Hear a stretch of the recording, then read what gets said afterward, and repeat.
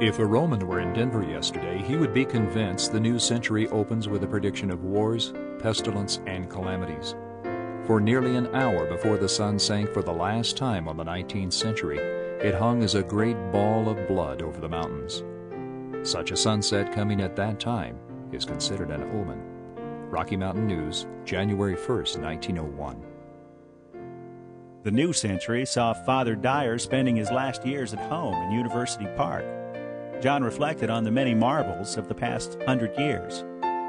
What improvement in all the years! Ocean steamers, streetcars, elevated railways, telegraphs, and ocean cables have been brought into use.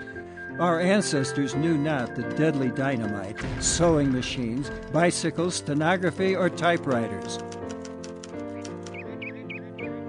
In January, John climbed the stairs to the Capitol dome to see his stained glass window. It was a proud moment for the elderly preacher. John continued to make occasional preaching stops at local Denver area churches. On March 16, 1901, he reached the age of 89 years. In April, with his health failing, John deeded his Cripple Creek mining claim, the Father Dyer lode, to Samuel.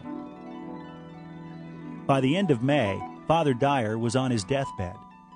As he neared death, there was but one thing left for him, and it weighed heavily on his mind. John could not bring himself to forgive the men who had killed Elias.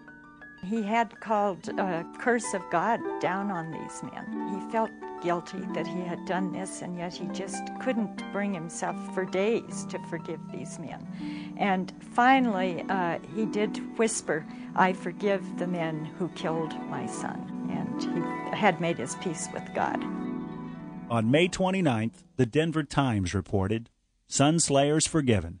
Father Dyer on deathbed revokes curse."